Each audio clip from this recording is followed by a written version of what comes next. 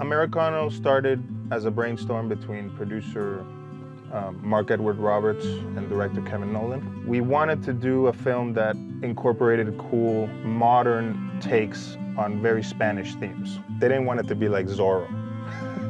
You know what I mean? Where every time you hear Spain, it's like, ring. No, no, no. We needed to infuse it with the really typical Spanish sounds, which come from Middle East. The first cue of the movie, emotional cue, is when Josh is walking around the San Fermin festival for the first time. I call it rumba hipnótica. Basically a take on a rumba with Middle Eastern approaches. It basically incorporates a lot of the hypnotic rhythm of India and Morocco. As Josh is seeing that he's in a totally different world, it needed to be inside his head, but at the same time reflective of what's going on around him. To infuse a little bit of the Spanish flavor, I add a treated trumpet live. When you hear the trumpet, it's kind of a more hypnotic sound. As he's writing down in his journal everything that's going on, he's kind of being guided with all the sounds, and the claps are especially very Spanish in the scene.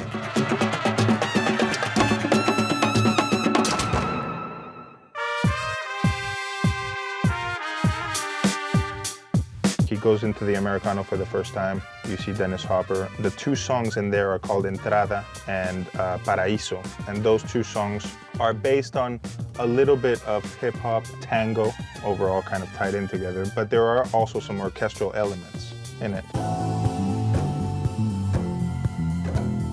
Basically, the one theme that you hear in the end credits and that you hear in the bicycle ride and that you hear throughout, it's also in the songs, but you don't catch it.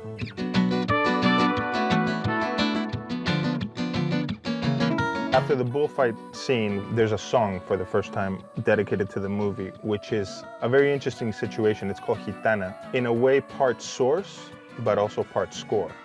That features a young vocalist called Sandra Echeverria, who's amazing. So when I first saw the movie, I saw Adela, that she was so sexy, so like mysterious, and she has this magic about to spell a guy.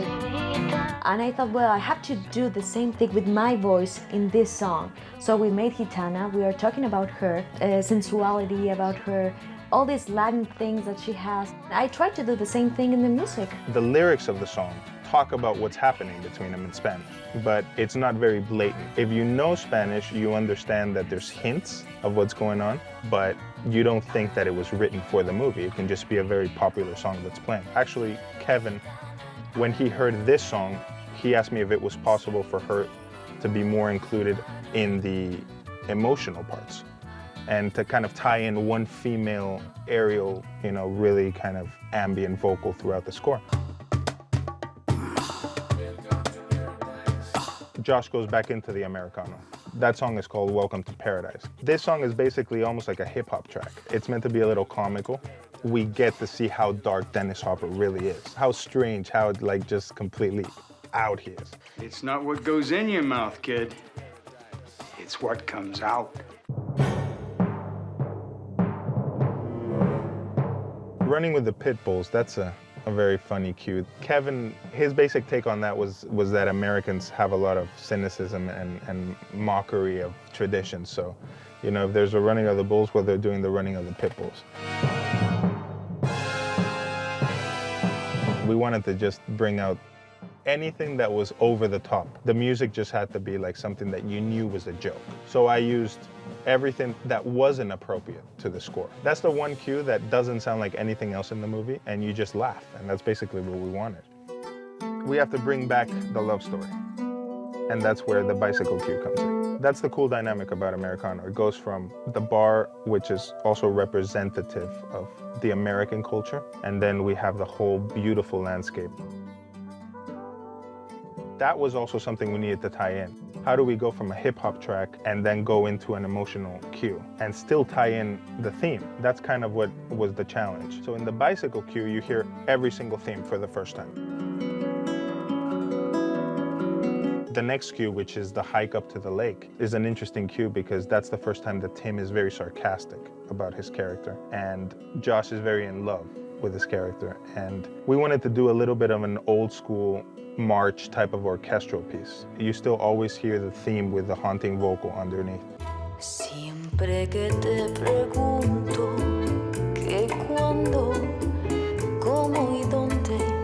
Quizás Quizás was a very important part of the soundtrack. That song from the beginning was chosen to cut to the scene. We got in a situation in which everything was custom made for the film up to here. So when you threw something in, it just kind of didn't fit. Kevin and I decided that we need to bring it back, the vocal that we've been using. Sebastian told me, well, I want you to sing like if you were older, to sound kind of from the 60s, and it's like a mambo kind of music. So I need you to transmit that in the movie, because the movie is all feel of passion and everything, and I want you to be like that in the song. Quizás Quizás is a classic song that was first Cuban and then was made famous by Nat King Cole. Another interesting fact is that we actually used Nat King Cole's microphone. I was lucky enough to purchase it from Capitol Records. That's the same exact microphone that Sandra used to cut the vocals, so that was a good texture. Sabroso, ¿no? No. Caliente. No. No. ¿Sabes qué te voy a decir que sí? Sí, sí, no, no, which was a blast. We have a huge star on that, Maria Conchita Alonso, which came in and blessed us with a performance which is just amazing. No. No. That was another Cuban classic.